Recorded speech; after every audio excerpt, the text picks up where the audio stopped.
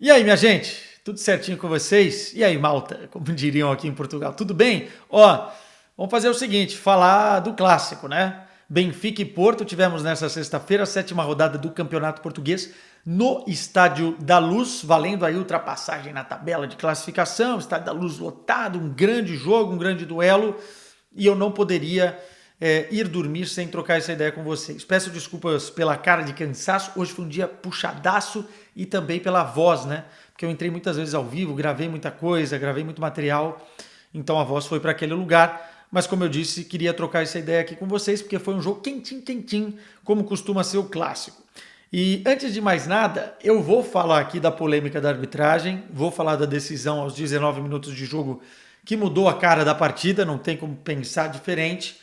É, e também vou falar do jogo em si, fazer uma análise e dar minha opinião. Agora é o seguinte, se vocês quiserem se matar aí nos comentários, portistas e benfiquistas, vocês o façam. Como eu já disse aqui, eu vou tentar dar a minha mais sincera opinião, porque não é um lance fácil e é um lance que é determinante para a partida. E aí depois vocês comentem, aliás, comentem muito, deixem um like, se inscrevam no canal e bora trocar essa ideia aqui no Fair Play, tá?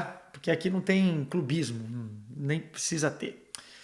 Pois bem, antes de falar do jogo em si, queria falar das escalações rapidamente, porque eu gostei muito do lado do Benfica da escalação do David Neres. Vocês sabem o que eu já venho falando há muito tempo aqui, desde a temporada passada, para mim não faz sentido nenhum o David Neres ser banco do Benfica. Ah, quem tem que sair? Não interessa, tem que jogar. Ele, o Di Maria, tem que jogar. E o Rafa Silva, na forma que está jogando, tem que jogar. Então, sobrou para o João Mário, que dentre esses era o que estava em um ritmo menor, inclusive segundo o Roger Schmidt, porque estava até um pouco cansado, mas ele sacou o João Mário do time e botou o David Neres na esquerda, Di Maria na direita, Rafa Silva mais centralizado, o Musa na frente deles.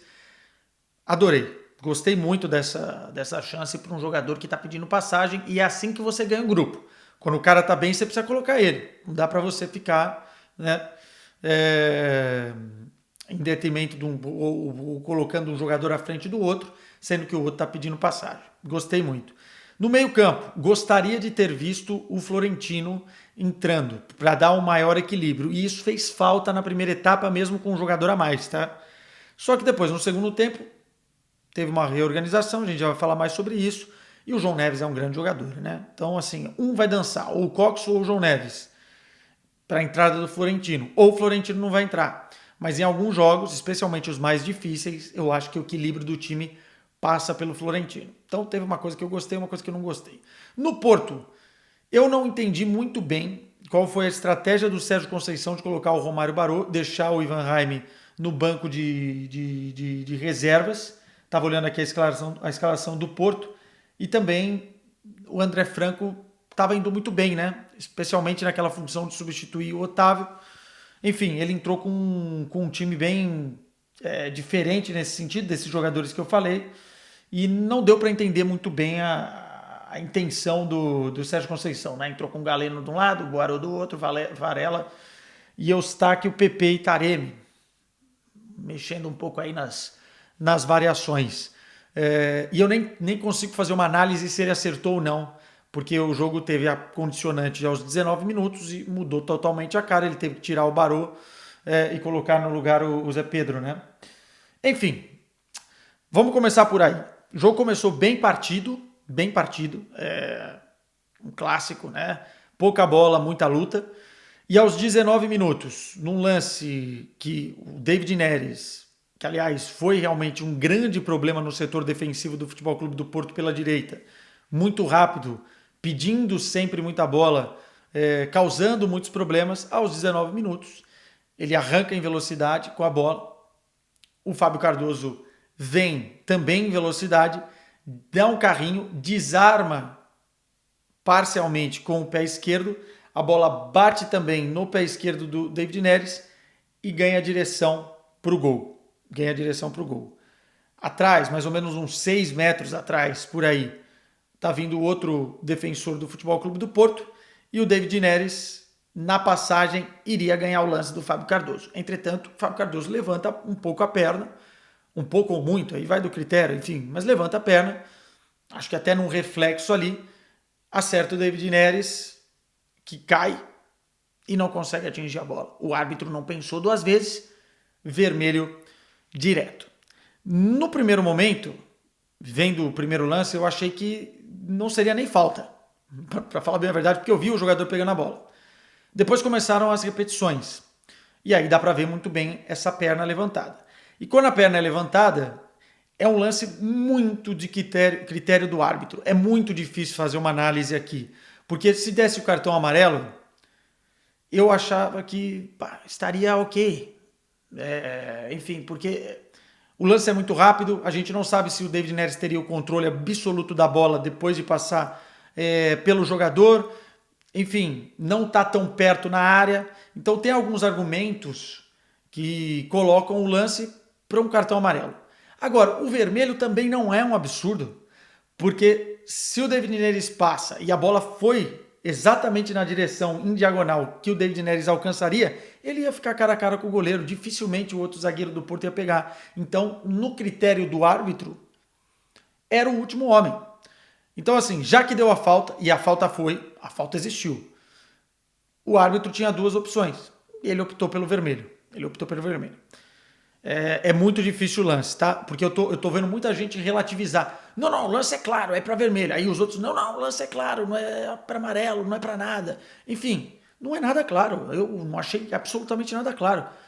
É uma questão de diretriz, é uma questão um pouco de interpretação, um pouco de bom senso e vai do feeling do árbitro, tá? Quessada, se você fosse o árbitro, o que você faria? Cara, é muito fácil comentar do sofá. E vendo o lance 300 vezes, sem estar no estádio cheio, na velocidade, enfim, é muito fácil. Mas para mim as duas coisas valeriam. Aí vai falar, vai ficar em cima do muro. Vou ficar em cima do muro porque eu realmente penso isso. Se o cara dá vermelho, tem seus argumentos para isso. Se ele dá amarelo, ele pode também argumentar de outra forma. É um lance difícil, mas que condicionou o jogo. No primeiro tempo, o Porto, depois da expulsão, foi melhor que o Benfica. Aliás, é uma crítica ao Benfica. O Benfica, nesse aspecto, foi muito desequilibrado na primeira parte. O Porto, inclusive, teve as melhores chances depois da expulsão. Teve um lance do PP, teve um outro lance também de ataque, e o Benfica não conseguia chutar dentro enquadrado no gol. O melhor lance do Benfica foi um chute por cima e uma jogada do David Neres que ele cruza, a bola bate... vai direto no Diogo Costa, que faz a defesa com o pé. O Porto foi melhor que o Benfica na primeira parte e se tivesse um pouquinho mais de sorte, mesmo com a menos, poderia sair com 1-0.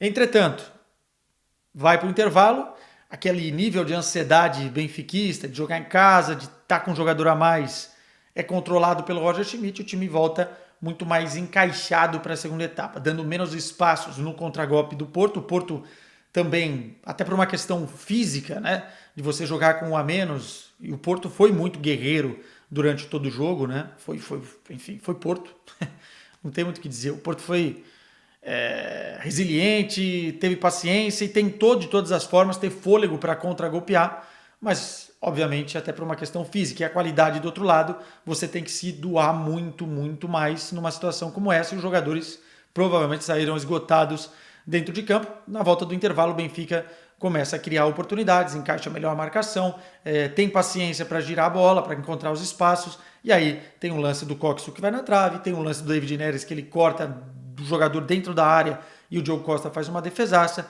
e depois, mais uma vez com o David Neres, aliás, as principais ações do Benfica foram com o David Neres, ele ganha na velocidade do lado esquerdo do ataque, vai para 1 contra 1, cruza na área, né? Bola forte, rasteira, o Di Maria pega de primeira e mata o Diogo Costa, porque a bola vem prensada, é um lance muito difícil para o goleiro pegar, porque é muito em cima, né? Quase dentro da pequena área, e o Di Maria fez 1-0.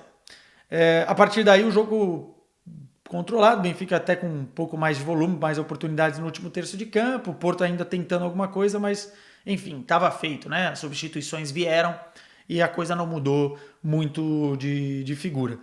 Se o Porto tivesse com 11 contra 11, eu acho que poderia ter vencido a partida, até pelo primeiro tempo que fez.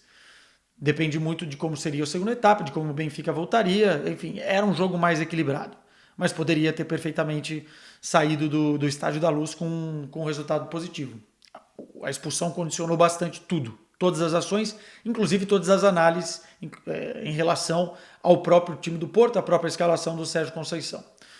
Dito isso, sobre o David Neres. Para os benfiquistas, eu acho que esse jogo tira qualquer dúvida daquele que achava, não, acho que o David Neres no banco tá ok. Não tá ok. Não tá ok.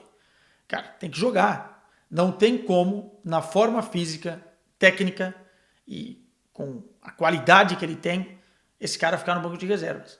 Ah, se não dá para jogar na direita porque tem o Di Maria, tem que jogar na esquerda. Se não dá para jogar na esquerda, tem que jogar no meio. Tem que jogar em algum lugar. E o David Neres foi, para mim, o melhor jogador do Benfica em campo. Foi o que criou mais dificuldades ao Porto de marcação e foi o que criou mais oportunidades, inclusive, dando mais uma assistência. Já tinha dado uma assistência, feito um gol contra o Portimonense e agora volta a dar uma assistência.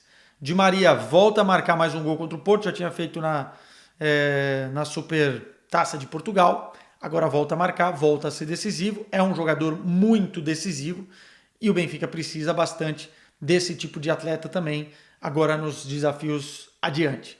O Benfica pega a Inter de Milão na terça-feira, um jogo muito importante, fora de casa, porque perdeu o primeiro jogo com o Red Bull Salzburg. Vai ter que ser um time mais equilibrado do que foi nas últimas partidas para conseguir um resultado positivo em Milão. É difícil, é difícil.